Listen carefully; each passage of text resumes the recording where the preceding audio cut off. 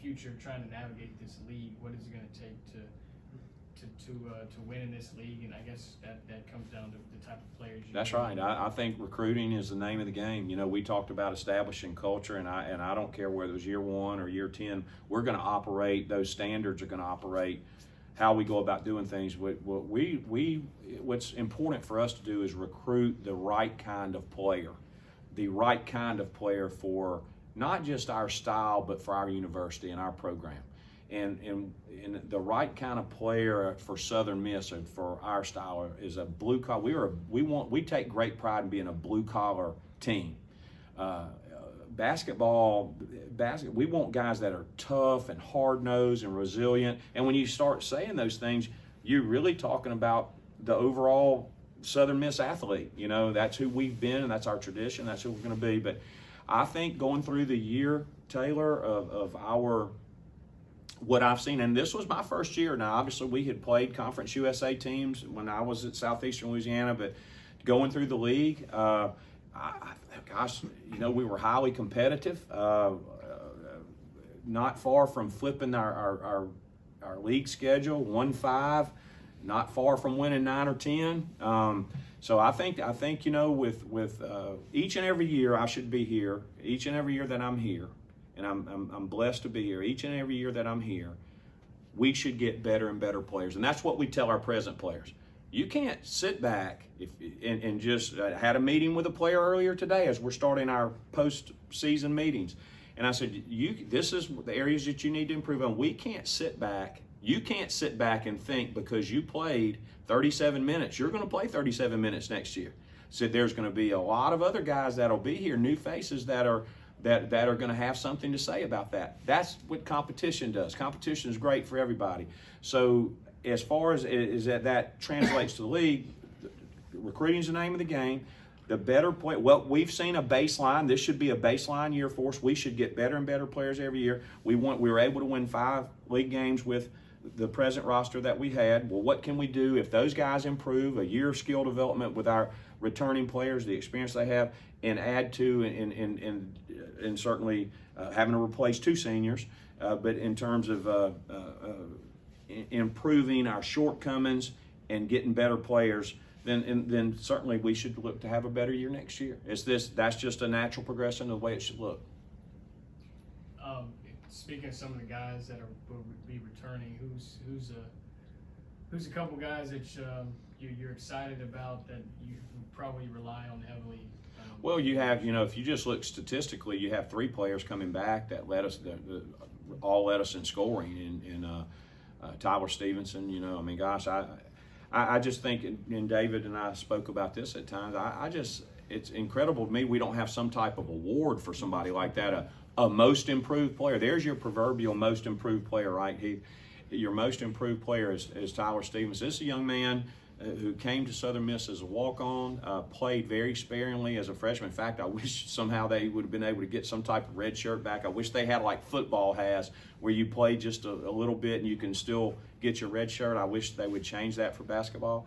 But just had an incredible year and moving forward. He is the type of young man that exemplifies that Southern Miss culture identity that we've been talking about. Hard worker, not entitled, battles, plays hard, gives you everything he's got every single day. He's our kind of guy. So, I mean, certainly excited to have a player that was as productive as he is coming back next year. And then certainly Ladavius Drain. Ladavius started real slow this year. And a lot of people don't know, and I'm not making excuses for Ladavius because he's the last player to make an excuse. But, Ladavius about 3 weeks ago landed and hurt his wrist real bad in a game, and I don't think he quite recovered those last 3 weeks. I know it was still bothering. In fact, we've had him in with our medical people as of today, in fact, and anxious to hear how that came out. Hopefully he won't require any surgery there. Obviously, nothing that would keep him from next year. But, you're going to have a player that's an outstanding shooter, and I thought he really improved other areas of his game. And then Gabe Watson. Gabe, I thought, was up and down, but in Gabe's case, Gabe was one of those guys averaging over 40 minutes a game. just without really any preparation, was moved from the off guard position to the point guard position, which is not his natural position. But I thought he did as well as he could do there, and really finished up. Had a great game actually last Saturday in our last game, and has shown promise of doing that. I like to see Gabe become more consistent. But those are three guys. When you talk about three guys all averaging double figures, that's gives you something to build around. So it's exciting. And then your fourth underclass starter, Artur Kanatsa, we just referred to him. Artur had some great games. He's just got to be more consistent too. He gets 19 against Gonzaga and 0 against Seton Hall the next night. So he's got to adjust to that. But again, you're talking about a young player who's just come into the United States for the first time, as well as Division I basketball. So the future is certainly bright for him when you're talking about a true freshman. I will add Tyler, fourth in the nation in terms of freshman to sophomore scoring improvements. Wow. 9.5. That's Okay. awesome. I didn't know that. Building off of what he said, could you give us a check on the status of Angel Smith, how he's coming along, and the advantage of him going through that year in the process? I would group him exactly the way that we did those other guys. I mean, here now his was a little bit different. Angel was actually playing, as y'all know, so he did get the experience of actually getting in there as a true freshman.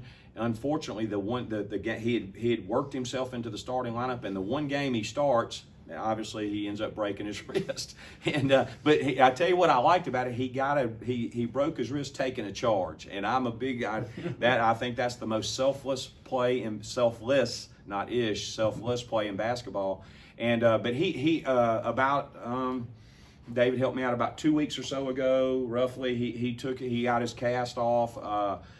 Began to slowly be able to try to get back in practice. Was never really cleared for full contact during practice. But he's really close. And obviously, had the season gone on a little bit longer, he could have been cleared to come back and play. I think maybe given another week or so. He was getting really close. But the way the season ended, obviously, it happened before he was fully cleared for contact. So, but he would be certainly a cinch for a medical red shirt. So, you're talking about a situation where a guy has been through a full cycle of our program, and he also has enough game experience that'll translate to next year. So that's an exciting, he's an exciting player. He looks the part. He is a top 25 player out of Florida in high school. So, we're hoping that he'll take advantage. Angel will take a great advantage of his offseason this year, and he could be a factor. He could be really an X factor into next year. So, you've got a lot of young guys that are coming back with a lot of experience. And even though he's going to come back as a freshman in terms of eligibility, he's really not, because he's gotten a taste of it. Coach, I know